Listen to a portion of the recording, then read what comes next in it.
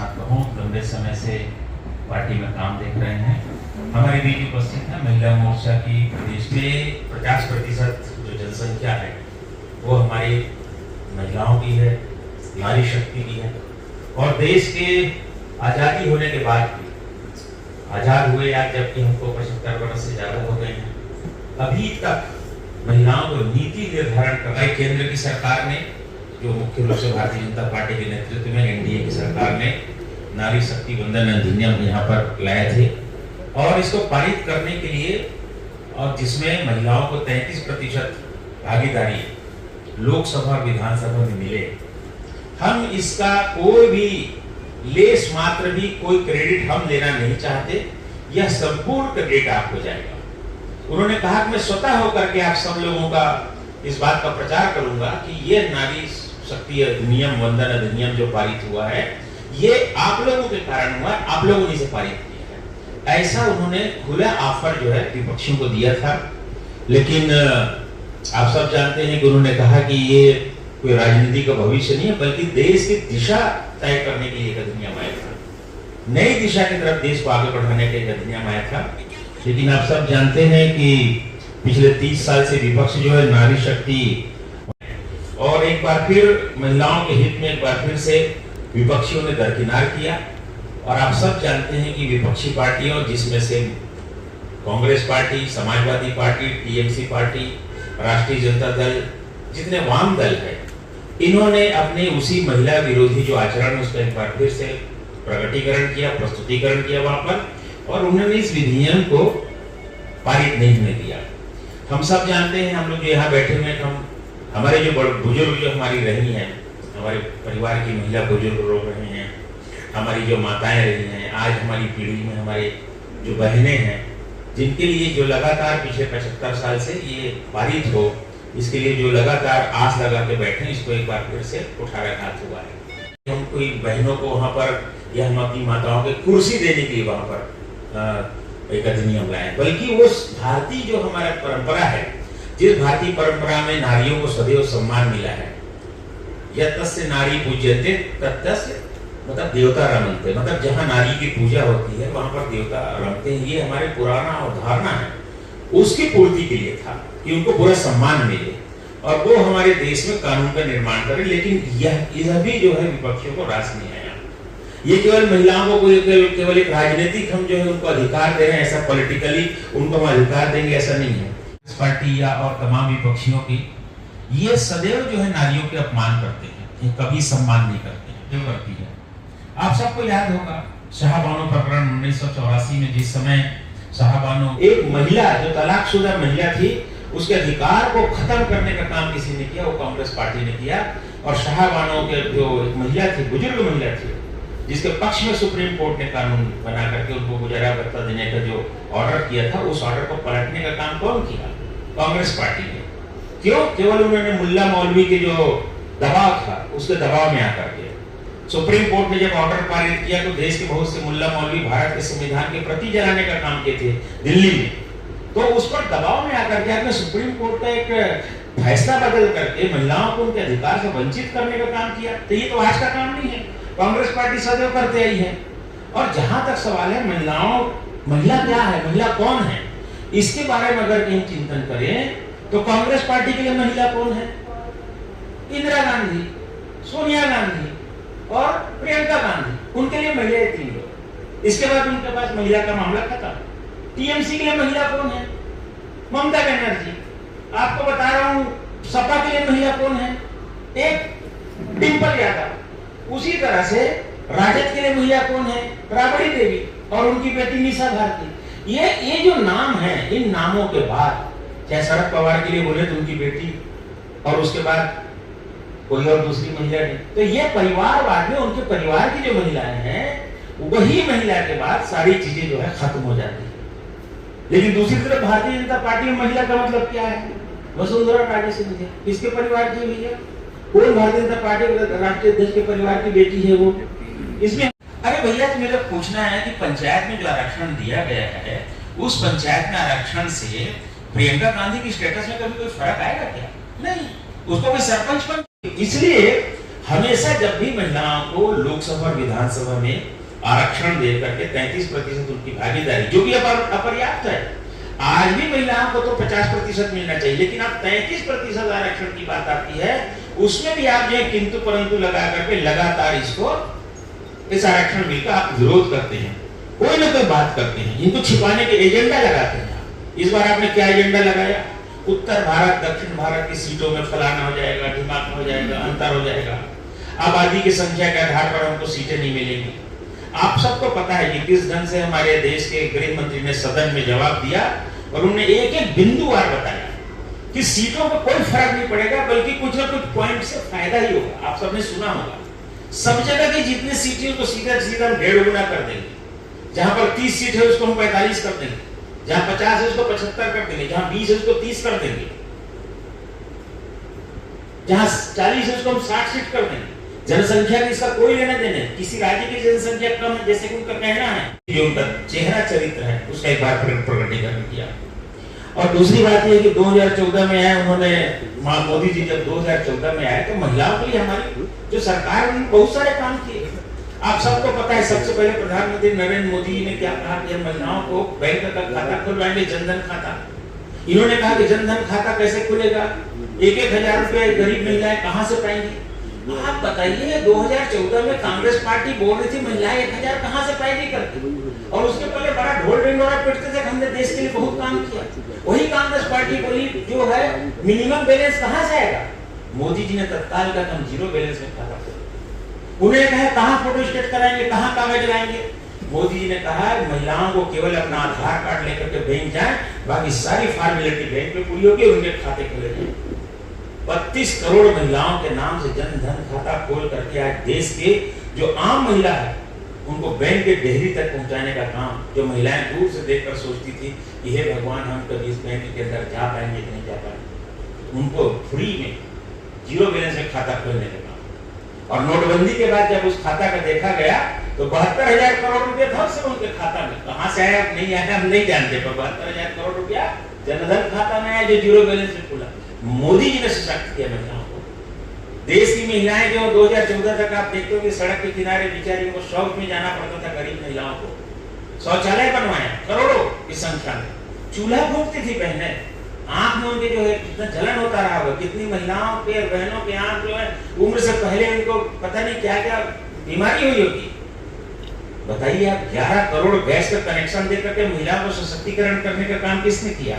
नरेंद्र मोदी। मुद्रा लोन में बड़ी संख्या बहनों की है, और उन्होंने कहा कि जो भी बहनें छोटा मोटा कारोबार कर रही हैं, जो लोग फल का ठेला लगा रही है, सब्जी बेच रही है, गुपचुप के स्टॉल लगा रही है, छोटे छोटे पहुंचे जो बहनें लगा रही हैं, सब बहनों को छोटे काम से लेकर के मंझोले काम तक के और बिना किसी गारंटी के लोन देने का काम, आप ये काम मुद्रा लोन के माध्यम से देश की करोड़ों महिलाओं को देने का काम विदाउट गारंटी, ये काम जो है छोटे कारोबारियों को करने का काम नरेंद्र मोदी जी ने किया। ये सब आप चीजों को जानते हैं।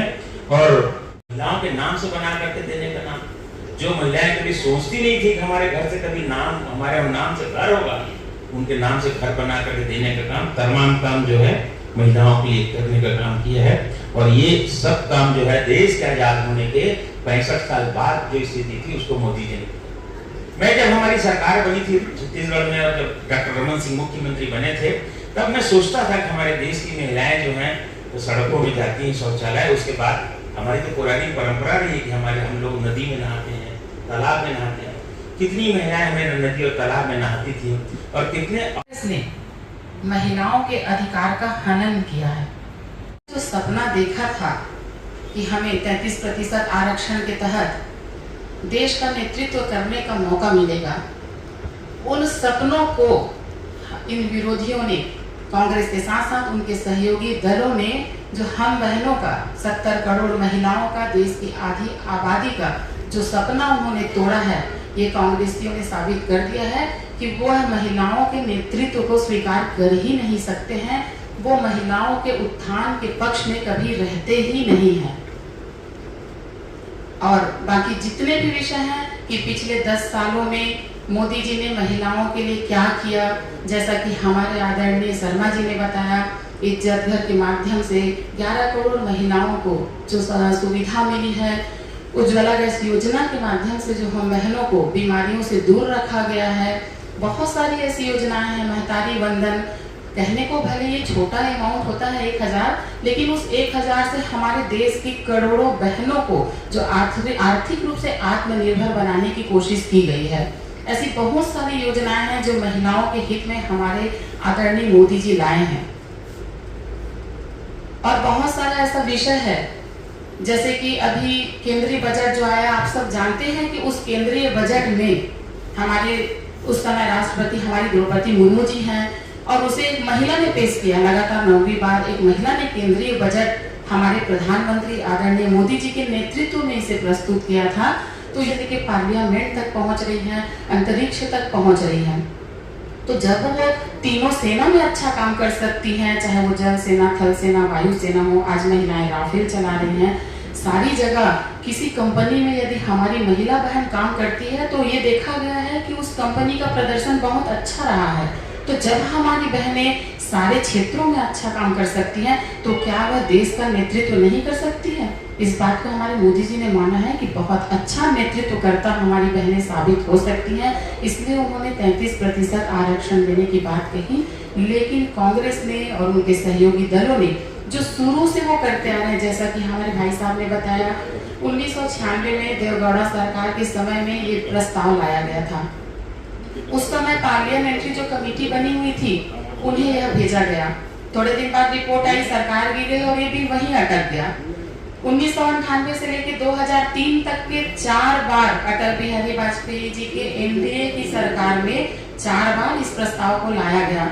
लेकिन भैया ने जैसे बताया कि उस समय जो हमारे गठबंधन में थे उन्हीं ने उसका विरोध किया, जिसके साथ आज कांग्रेस खड़ी है। उस समय राबड़ी देवी ने, आरजेडी ने ये कहा कि ओबीसी के आधार पर इस आरक्षण को लाया जाएगा। हमारी महिलाएं इंतजार करने के लिए तैयार है। भारत होना एक विषय है जिस पर हमारे मिशन काम कर रहे हैं, लेकिन आज सदन में आज उनके बल की जरूरत है, बढ़ गया पास करने के लिए हमने कहा। और पूरे देश को पता है कि इसमें जब तक वो समर्थन नहीं करेंगे ये बिल पास नहीं होगा। तो निश्चित रूप से हमने अपील किया था उनसे कि इसको पारित करिए। तो ये इस बात का द्योतक है कि हम स्वयं कह रहे हैं आप इसको पारित करिए, तुमको क्रेडिट ऑलरेडी मिलता।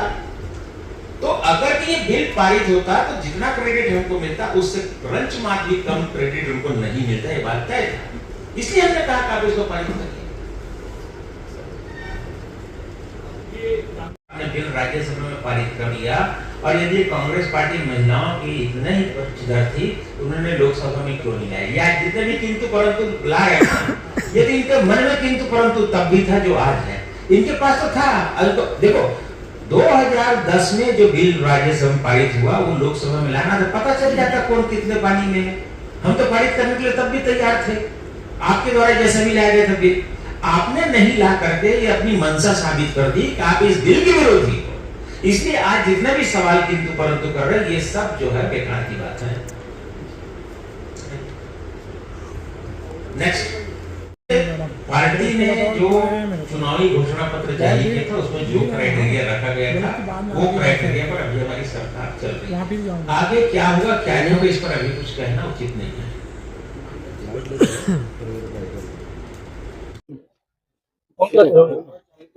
जी बताएंगे। देखिए, केंद्र की सरकार ने नारी शक्ति वंदन अधिनियम में भी लाया था, जिसके अंतर्गत महिलाओं को 30% लोकसभा और विधानसभा में आरक्षण देने की बात थी। लेकिन इस बहुत अच्छे विधेयक को, जिसके माध्यम से जो देश की आधी आबादी है जिनको एक अधिकार मिलता देश में संविधान बनाने का, देश में कानून बनाने का, उससे वंचित करने का काम कांग्रेस पार्टी और उनके सहयोगी दलों ने किया है। इसकी हम घोर निंदा करते हैं, ये बहुत निंदनीय है। और इस विधेयक का विरोध करके, इनको पास होने से रोक करके इंडी गठबंधन के लोगों ने साबित कर दिया है कि उनका चेहरा, चाल और चरित्र बुरी तरह से महिला विरोधी है। कांग्रेस का एक आरोप है कि इसको तत्काल लागू करने का इंतजार कर रही है। हम तो कह रहे हैं 10 में क्यों नहीं लागू कर दिए। हमारा तो कहना है कि जिस समय सोनिया गांधी ने 2010 में राज्यसभा में बिल पारित करके अपनी खुद की पीठ ठोकी थी, लोकसभा में क्यों लेकर के नहीं आई थी? इसका जवाब पहले वो दें। अभी क्या स्टैंड होगा? देखिए, भारतीय जनता पार्टी निश्चित रूप से महिलाओं को उनका अधिकार देने के लिए कृत संकल्पित है। हम फिर से प्रयास करेंगे, हम विपक्षों को एक बार फिर से मनाने की कोशिश करेंगे, और निश्चित रूप से भारतीय जनता पार्टी और एनडीए की जो हमारे घटक दल हैं महिलाओं को उनका अधिकार देने के लिए कृत संकल्पित हैं। हम पुनः प्रयास करेंगे। सरकार को सोच महिला आरक्षण में जिस तरह के किंतु परंतु ला करके उसमें गणितीय अड़ंगेबाजी ला रहे थे, उन अड़ंगेबाजी को दूर करके एक अनुपातिक ढंग से सीट बढ़ाने की यहाँ पर बात थी, ताकि उनके जितने भी शंका है उनका समाधान हो जाए। लेकिन उनके शंका जितने भी थे, जिनको उन्होंने पूछा था, उसका एक एक का जवाब गृह मंत्री ने दिया था। उसके बाद भी अगर कि असंतुष्ट हैं तो उसका कोई जवाब नहीं। देखिए, मैं ये बोल सकता हूं कि सोए व्यक्ति को जगाया जा सकता है, अरे जो इंडी गठबंधन के लोग हैं सोने का स्वांग कर रहे हैं, इसलिए उनको जगाना जो है बहुत कठिन है। तो ये कोशिश करेंगे हम। नारी शक्ति अधिनियम जी आज हम सब यहाँ राजनांदगांव जिले में प्रेस वार्ता लेने के लिए उपस्थित हुए थे, और हम सब यहाँ इसलिए उपस्थित हुए थे कि जो नारी शक्ति वंदन अधिनियम मोदी जी ने महिलाओं के सम्मान के लिए, उनके अधिकार के लिए 33% आरक्षण की जो बात कही, उसका कांग्रेस और उनके सहयोगी दलों ने जो घटिया मानसिकता के तहत उसका जो विरोध किया, ये बहुत ही ज्यादा निंदनीय है। और उनकी इस घटिया सोच के कारण हम देश की 70 करोड़ बहनों का सपना टूटा है। आज वो बहनें बहुत उम्मीद के साथ थी कि हमें बहुत दिनों के बाद हमारा हक मिलेगा, और आज जो कांग्रेसी ने उनका जो सपना तोड़ा है, कांग्रेसी ने, मोदी जी ने तो महिलाओं को अधिकार देने की बात कही, लेकिन कांग्रेसी ने सिर्फ अपनी राजनीतिक रोटी से की है। उन्होंने हम बहनों के का सपना तोड़कर अपनी राजनीति की है। तो ये बहुत ही ज्यादा निंदनीय है। हम इस बात की घोर निंदा करते हैं, और ये जनता तक पहुंचे, इस बात के लिए हम आज यहाँ प्रेस वार्ता लेने के आए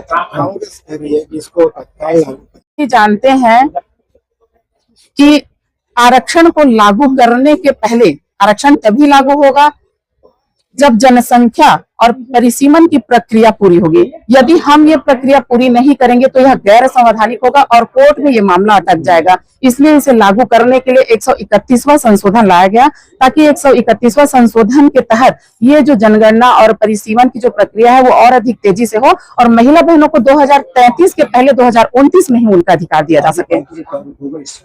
पार्टी आगे महिलाओं के हित के लिए तो शुरू से सोचते आ रही है, वर्तमान में भी सोच रही है और आगे भी सोचेंगे। और हम सबको मोदी जी के ऊपर पूरा भरोसा है कि मोदी जी हमारी लड़ाई में हमारे साथ है। अब हम मोदी जी के साथ उनकी लड़ाई में साथ हैं। महिला बहनें आज प्रण करके बैठी हैं कि हम 33% आरक्षण लेकर रहेंगे, और मोदी जी के ऊपर हमें पूरा भरोसा है, हमें 33% आरक्षण मिलेगा ही। राजनीतिक दल सीटों वितरण में काफी कम संख्या महिलाओं की है, बंगाल में भी देखने को। देखिए, ऐसा नहीं है। पूरी सर्वे के आधार पे वहां पे टिकट वितरण किया जाता है।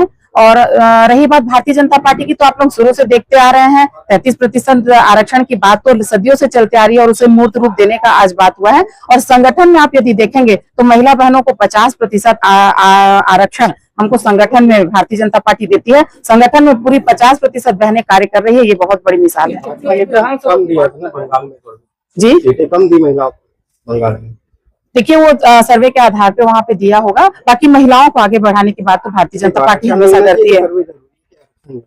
देखिए, अभी जो बात हो रही है वो तो हम परिसीमन और जनगणना के आधार में हम आरक्षण लागू करने की बात कर रहे हैं, पर ऐसा नहीं है कि महिलाओं को सिर्फ टिकट नहीं मिला है, महिलाओं को टिकट दिया गया है।